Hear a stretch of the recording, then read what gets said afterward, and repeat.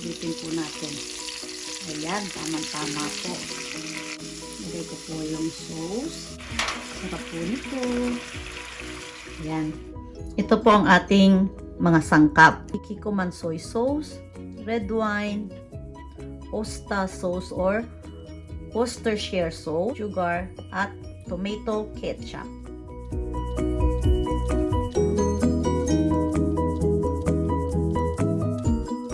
Ito po ang gagamitin ko ngayon. 1 tablespoon.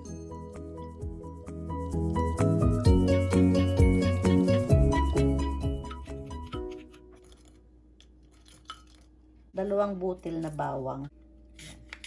Damihan po natin para po matakot ang aswang. Pwede nyo po itong alisin kasi ito po mapait o unang nasusunog sa bawang. Ayan. Lalo po yung nabibili sa palengke, kailangan po hinuhugasan mabuti. Ay hiwa na po ito. Ayan, ganyan na po. Nahiwa-hiwa na po doon sa binilihan ko. Ayan. Para po madali pong pasukin ng apoy, hiwain po natin. Gusto ko po kasi pag ganito lang dapat talaga eh.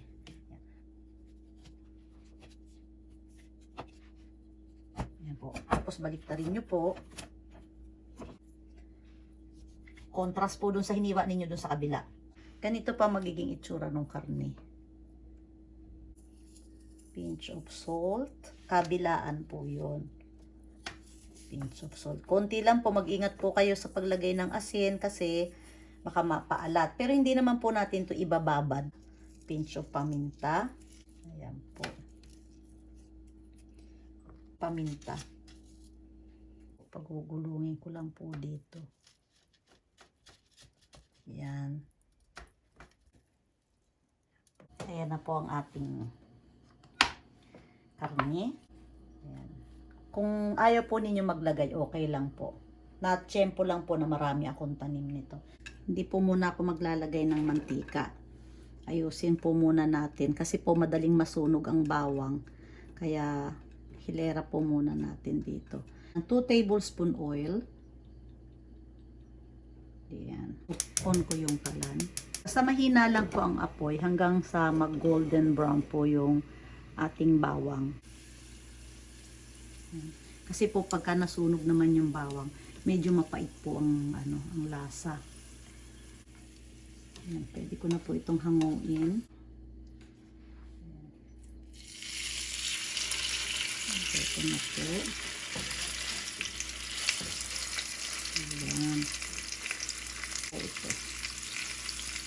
Para po mag-amoy po dun sa mantika. 7 minutes. Sa katamtamang apoy po. Tatakpan ko po ulit. Ganyan lang. Ito po yung takip. Tingnan po natin. Lipat natin ito dito. Ito po. Ayan. Ayan po.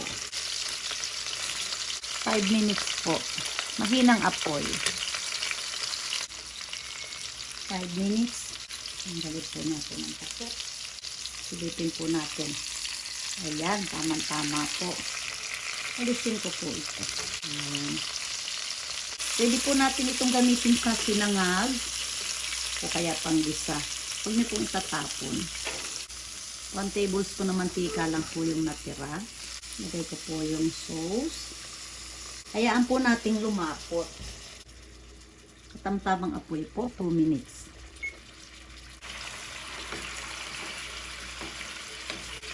Ayan. Sarap po nito. Putin po natin. Kaunti lang naman. Kaya naka 2 minutes na po tayo. Ngayon po, kukuhanin ko na po ito. Ganda. Ayan. Ayan po. On ko po ulit siya. Ilagay ko lang po itong butter.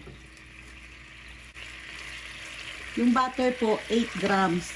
Pagka natunaw po yung butter, pwede nyo na pong i-off ang kalan. In-off ko na po yung kalan. Ayan. So, ganito na po siya kalapot. Ayan. Nasa inyo po yung kung gusto ninyong maglagay ng butter o hindi. Pero nakakadagdag po ng sarap ang butter. Po ilalagay sa ibaba. Pwede po ninyo ibukod ang sauce. Ayan po. Ito po yung natira dun sa wine. Kampay! Pagka na-overcook po ang karne, yun po yung tumitigas. Pero yung oras po nito katamtaman lang. Tamang-tama po. Ayan, tingnan nyo po. Sausaw nyo po. Tadakimasu.